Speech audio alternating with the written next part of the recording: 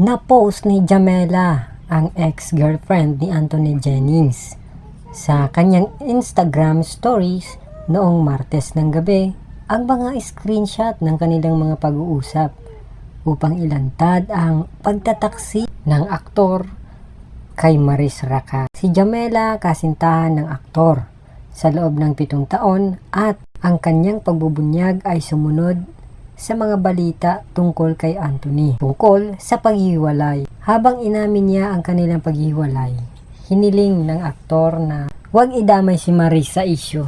Isiniwalat ito at nagpasalamat si Jamela sa pagsasabi ng totoo ni Anthony tungkol sa kanilang paghiwalay, at ipinaliwanag na nananatiling tahimik siya upang maprotect si Anthony. Nais din niyang protektahan ang personal na buhay sa gitna ng lahat ng mga mensahe, lalong-lalo na ang mga taga-suporta.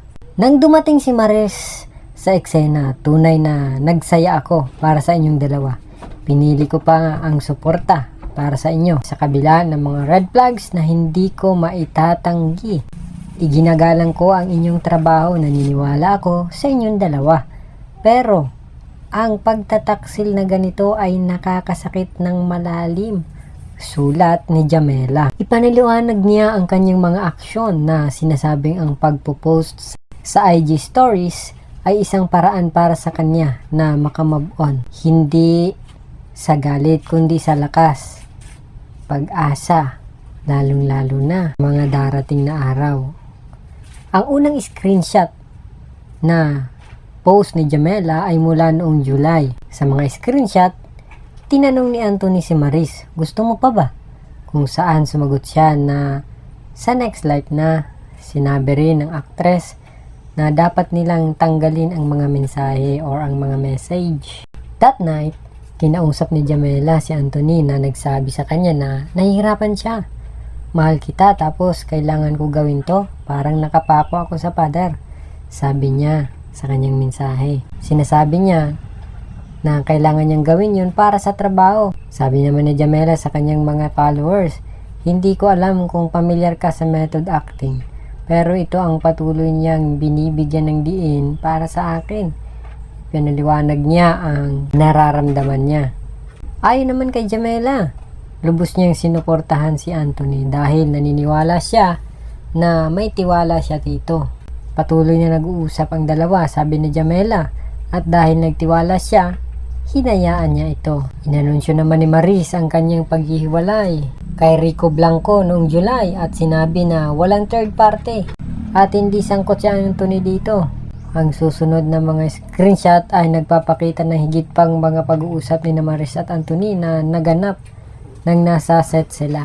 Makikita nyo naman sa screen natin. Isa naman pag-uusap ipinakita sa screenshot si Maris na nagsabi kay Anthony na that was so hot, at sumagot si Anthony ng "It wow". Nang tanungin ni Jamela si Anthony tungkol dito, sinabi ng aktor na hinila siya ni Maris sa girls room. Nagsimula silang mag-make out.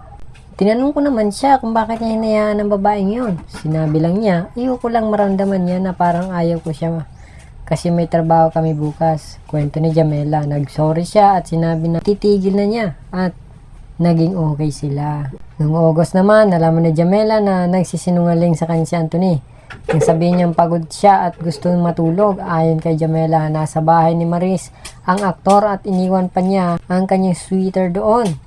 Nang tanungin ni Jamela ang aktor, sinabi niya nagkaraoke lang sila sa bahay ni Maris. Nakita si Anthony sa Palawan para sa isang lock-in taping, ngunit nagawa niyang i-update na tawagan si Jamela araw-araw. At lumipad siya patungong Italy pagkatapos para sa isang work trip kasama si Maris. Habang naroon, nagkaroon pa maiyak-iyak na video call sina Anthony at Jamela dahil sinusubukan nilang alamin kung ano talaga ang nangyayari. Sabi ni Jamela na may sakit noong panahon yon. Pareho kaming sobrang na-stress pero binigyan niya ako ng assurance na ayusin namin pag-uwi. Pero nagdududa na siya. Nagpasya si Jamela na tingnan ang cellphone ni Anthony habang natutulog siya. At nagulat siya nang makita ng mga conversation sa pagitan niya at ni Maris. Nagulat din si Jamela nang tanungin ni Maris si Anthony tungkol sa kanyang sakit. Sinabi nga ni Anthony kay Jamela na gawing private ang kanyang mga social media account Umayag siya. Sabi pa nga ni Jamela na ititigil niya ang mga bagay-bagay kay Maris basta nananatiling sa tahim at private ang account. Bago matapos ang kanyang serye ng mga post, nag-iwan si Jamela ng message para kay Anthony na tinawag niyang Michael. Sa loob ng halos 7 taon, nagpapasalamat ako sa iyo dahil ikaw ang aking bato, ang aking pinakamatalik na kaibigan, at higit sa lahat ang aking partner. Ang mga alaalang ibinahagi natin sa loob ng taong yon ay ang mga lagi kong mamahalin at maaalaala, sabi niya. Nag-iwan din si Jamela ng message para sa lahat na kababaihan na nagbasa tungkol sa kanyang mga karanasan. Pinaiwan silang wag maging katulad ko. Yan na nga, gumawa ng ingay sina Maris at Anthony para sa kanilang tandem bilang Irene at Snoop sa seryeng Can't Buy Me Love.